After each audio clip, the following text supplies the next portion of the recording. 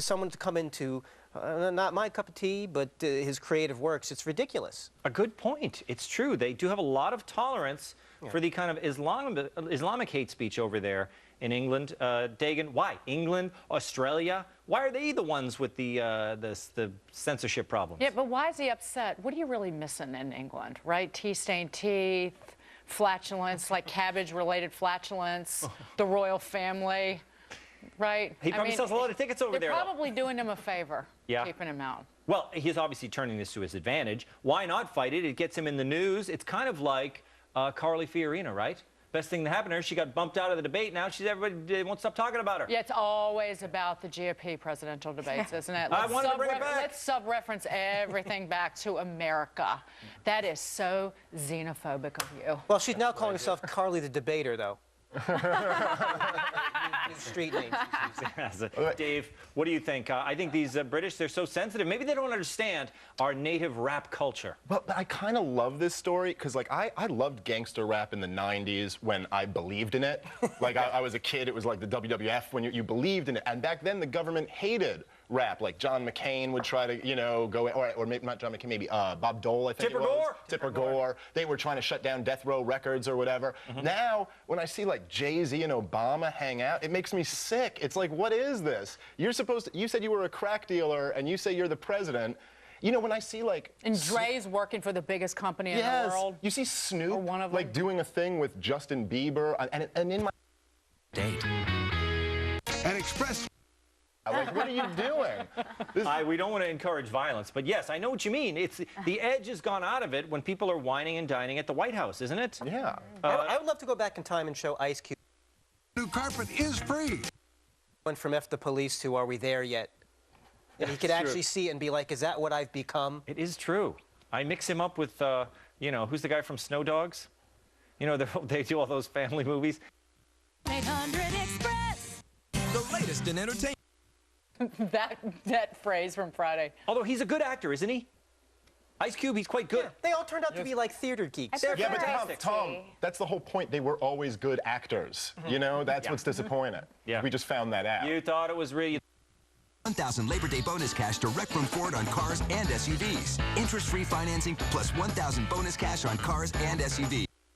Be banned in any way, especially in art. I mean, with technology, modern technology, he should work on a deal with Periscope and just live, like, broadcast a performance, and everyone all over the world can see it. Fantastic. He's probably going to do it. They're working on it right now. But the thing is, why did they give him the defense in their answer?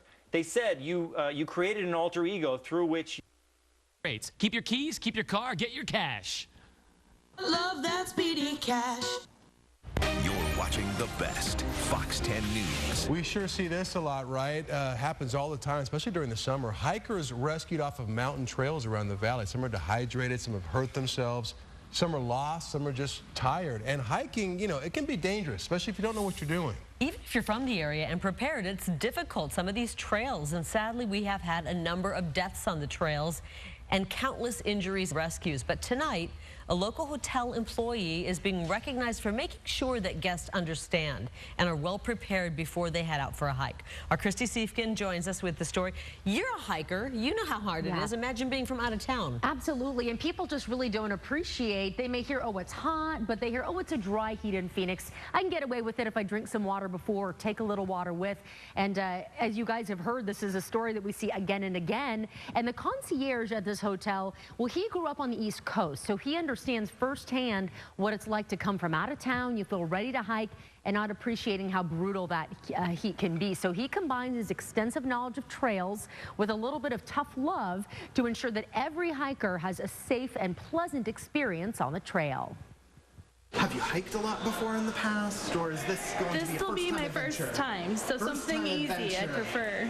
Fantastic. I know exactly the place. Brian Madden is an expert at matching out-of-towners with the perfect trail. He's a concierge at the JW Marriott Desert Ridge Resort and Spa, well-versed in teaching visitors the realities of hiking in our heat.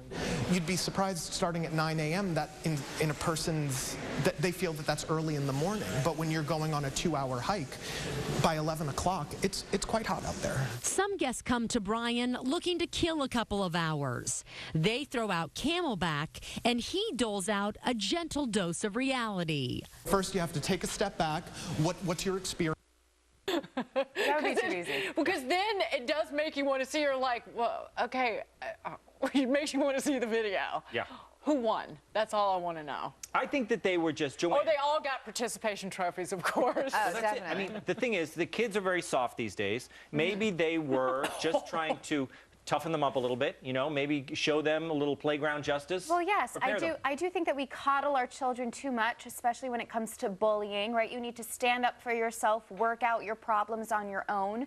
I do think, though, like Dagan said, I am curious what the video is, because babies fighting, I just feel like must look like drunk adults. You don't have the motor skills. You're basically just hurting yourself because you're falling over.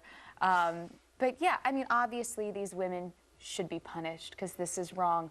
But an interesting idea. You know, well, we're always looking for creative solutions in education, right? Yeah. Don't we want teachers, Dave, to be proactive?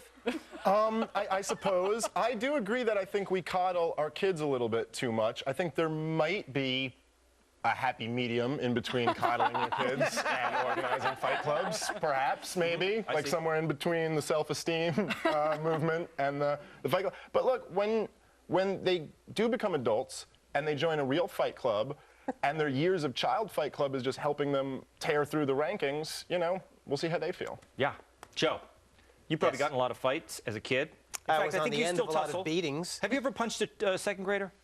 No, I've had the self-control. I like to reference the third rule of Child Fight Club, which is everyone gets a juice box at 11. This is obviously a terrible thing, and I hate to say but I, many years ago, was an assistant wrestling coach at an elementary high school for the little kids. And I was watching them have their matches, and one of the kids had another kid in a headlock and was squeezing him until his head turned blue. And I remember looking at it thinking, I would pay to see this, because this is a unique kind of entertainment. And I remember some of the parents said, this is like cockfighting, having the children fight like this. And I was like, yeah, but that's still kind of cool. It's what the thing is, kids are going to fight anyway, aren't they? They learn valuable cockfighting skills. Yes. But they, you know, when I was a kid, they would let you out in the playground, and the fights happened. There were bullies, there were the bullied, and we kind of learned then, you know, about the rough and tumble of life. Right, but I don't think they do now. And what hurts more, getting hit with one of those giant rubber red balls in dodgeball, or like the fist of a 4-year-old? I would take the fist of a 4-year-old over one of those giant rubber balls. Yeah, and we didn't see that burns, and it leaves a big mark. And how do we know what? Did you see the video? I didn't see them. I didn't see any of these Snapchat videos, right? No. Did we? I mean, we have to, I guess, trust the authorities. Who knows? Yeah, as Hillary Clinton said, that is the beauty of Snapchat, that it disappears. Well, if it disappears, how did the authorities see it then? Because someone ratted them out. You can save the. You can save the videos. Ashley Madison, Snapchat, none of them are living up to their names here. No. Okay, coming up. Where does the Social Progress Institute rank the U.S. as a nation? The social progress suspense is killing me. Years, that Toyota will be mine.